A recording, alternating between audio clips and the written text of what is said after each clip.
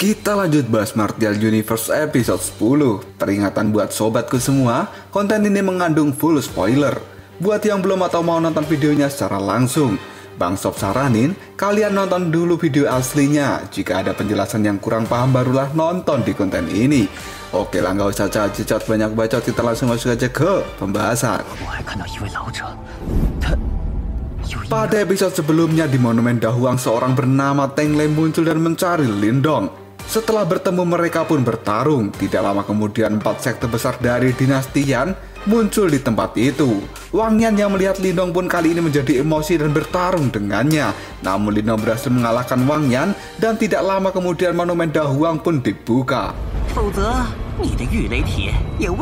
Di dalam Monumen Dahuang, Lindong dan juga Xiao Yan pun terjatuh dari udara. Dia merasa bahwa tempat ini seperti berada di dunia lain. Xiao Diao pun muncul dan berkata bahwa ini adalah tempat yang dibuat oleh sekte kuno. Tidak lama kemudian kelompok Lindong pun melihat reruntuhan dari sekte kuno tersebut. Yang menurut Xiao Diao, tempat ini sudah ditinggalkan selama puluhan ribu tahun lamanya. Lindong pun kini bingung sebenarnya apa yang telah terjadi di tempat ini, yang bahkan bisa membuat sekte kuno musnah begitu saja.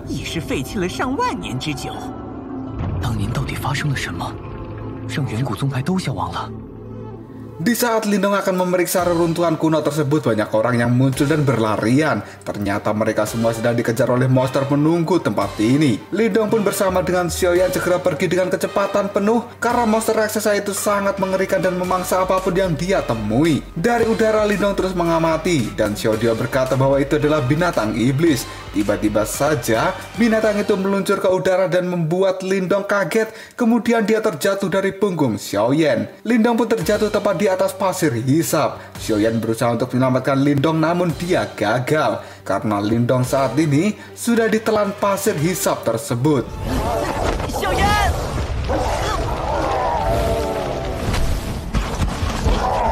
Namun uniknya di bawah pasir hisap itu ada sebuah ruangan yang merupakan jalur dari binatang iblis mencari mangsanya. Lindong pun saat ini ingin kembali ke atas, namun dengan cepat binatang iblis itu muncul dan mulai mengejar dirinya. Lindong pun dengan cepat menghindar karena binatang iblis itu hendak memakan dia. Kini Lindong bingung karena ruangan ini memiliki banyak jalan dan tidak tahu harus memilih jalan yang mana. Yang kemudian Lindong mengandalkan Xiao Diao untuk mencari jalan keluar.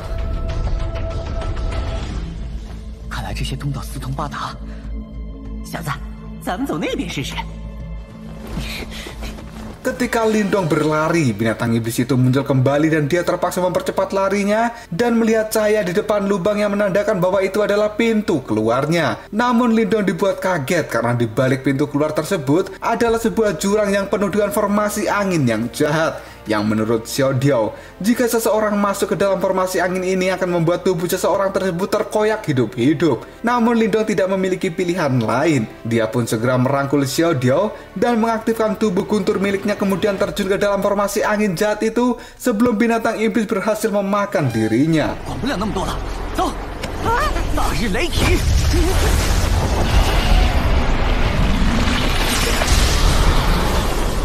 Di dalam formasi angin jahat, tubuh Lindong saat ini terombang-ambing ke sana kemari dan mulai terluka. Lindong yang sudah kelelahan pada akhirnya pingsan karena kehabisan tenaga. Xiao Diao pun panik dan tidak mau Lindong mati di tempat ini. Dia kemudian menyalurkan energi yang dia miliki dan segera menyadarkan Lindong. Yang pada akhirnya Lindong membuka mata dan mulai mengupgrade tubuh gunturnya.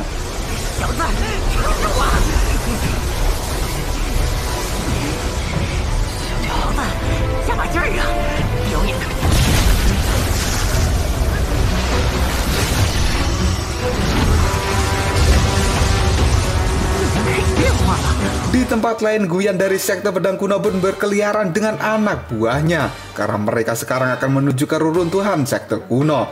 Namun tidak sengaja Guyan melihat seekor harimau piton api yang mondar-mandir di bawahnya. Guyan pun kini sadar bahwa harimau itu adalah milik Lindong. Dia dan anak buahnya pun bergegas menghampiri Xiao Yan.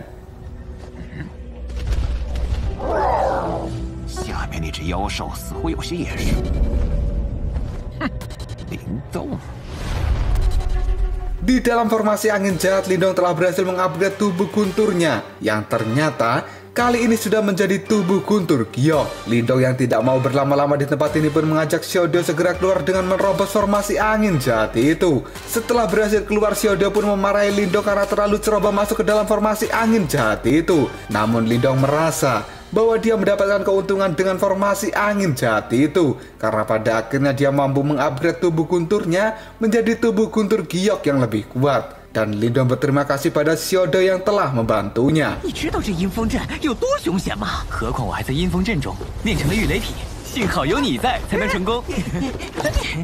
不过你这拼劲儿确实有几分你雕爷的。我们该上去了。 Xiaodio kemudian melihat cahaya kuning aneh memancar dari sisi lain tempat ini. Xiaodio kemudian mengajak Lindong untuk mengecek sumber cahaya tersebut. Setelah melihat dari jarak yang cukup dekat, sumber cahaya itu berasal dari seorang manusia yang sedang duduk layaknya orang yang sedang berkultivasi. Lindong pun kali ini panik dan memanggil tombak naga surgawinya. Namun Xiaodio mengatakan bahwa orang yang duduk itu telah lama meninggal, dan dia adalah anggota dari sekte kuno. Menurut Xiaodio, formasi angin yang berada di tempat ini juga dibuat olehnya. Jika dia masih hidup, maka formasi angin jahat itu akan mudah merobek tubuh Lindong meskipun Lindong menggunakan tubuh guntur gioknya. 这阴风阵是他生前所设的屏障，否则你的御雷体也未必。 Tiba-tiba saja sebuah cahaya kuning menyala di dahi Lindong dan dia tertarik menuju mayat anggota sekte kuno tersebut. Setelah jaraknya cukup dekat, sebuah formasi lingkaran emas pun menyala dan banyak ingatan dari mayat itu mengalir ke dahi Lindong saat ini, yang pada akhirnya Lindong melihat kejadian mengerikan dari masa lalu di mana banyak makhluk aneh muncul dan menyerang sekte kuno itu. Seorang tetua dari sekte kuno pun menggunakan seluruh kekuatannya untuk melawan makhluk jahat itu. Setelah Lindong sadar, Xiaodio bertanya apa yang telah terjadi. Lindong pun menjelaskan bahwa dia melihat seorang kakek dengan simbol di dahinya, namun simbol itu adalah pola simbol hitam. Xiaodio pun merasa bahwa simbol itu saling berkaitan dengan simbol milik Lindong, dan Xiaodio yakin bahwa itu adalah simbol leluhur. 看到此人的某些记忆，正在抵御着什么可怕的力量。我还看到一位老者有一枚黑色的符文。黑色符文？你的本命灵符与祖符有着极大的关联，应该就是祖符。符就在古碑空间之中。 Lindong pun kali ini benar-benar bingung. Sebenarnya makhluk apa yang mereka lawan sampai harus mengorbankan nyawa? Tidak lama kemudian dua buah pil jatuh dari tangan mayat sekte kuno itu. Xiaodio pun mengambilnya dan berkata bahwa ini adalah pil nirwana. Jika Lindong memakannya, maka kultivasinya akan 2 kali lebih cepat. Lindong pun merasa beruntung dan berterima kasih pada tetua anggota sekte kuno yang telah meninggal itu. 多谢前辈馈赠。好了，走吧。 Lindong saat ini telah kembali dari dasar jurang. Dia merasakan nafas Xiaoyan berada di tempat ini, namun tidak melihat sosok Xiaoyan. Yang ternyata saat ini Xiaoyan telah menjadi tawanan dari kelompok Guyan. Guyan pun menahan Xiaoyan karena dia ingin balas dendam pada Lindong atas perbuatannya di masa lalu. Lindong kemudian menyuruh Xiaodio untuk menyelamatkan Xiaoyan, sementara Lindong sendiri akan menahan tetua Guyan. 小雕，你有办法救出小妍吗？表爷自有办法，也不掂量一下自己有没有这个本事。 老夫定要诛灭你！ Lindong pun mengaktifkan tubuh guntur gioknya dan pertarungan dengan Guyan pun dimulai. Serangan dari Guyan tidak satu pun bisa mengenai Lindong.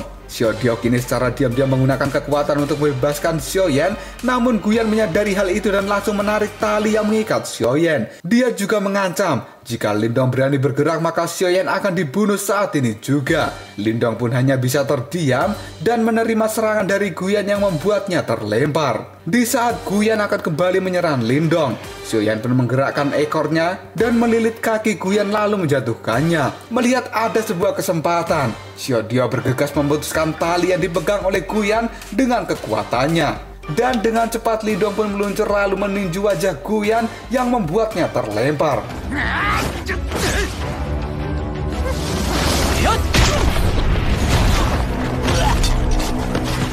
就当是还给小妍的。 Guyan saat ini kembali menyerang Lindong dari udara memakai kekuatan penuhnya. Lindong pun segera mengaktifkan transformasi kera iblis dan beradu tinju dengan Guyan, yang pada akhirnya Guyan terlempar dan jatuh ke dalam jurang formasi angin jahat. 林动，快让我上来！卑鄙小人，狗姐们是不会放过你的！ Xiao pun kembali mengomel karena Lindong sembarangan menerima serangan dari Guyan. Lindong pun terpaksa karena dia tidak mau Xiaoyan terluka. Pada saat pengejaran oleh Huagu, Xiaoyan dan Xiao berusaha mati-matian melindungi Lindong. Dan Lindong akan selalu mengingat kebaikan dari saudaranya itu. Xiao pun kali ini merasa canggung karena Lindong telah menganggapnya sebagai saudara. Dia pun kali ini menjadi salah tingkah. 没什么，下次长点脑子吧。你敢对你雕爷动手动脚？林动！ Cerita pun selesai dan sampai jumpa di next video. Koprol Sob.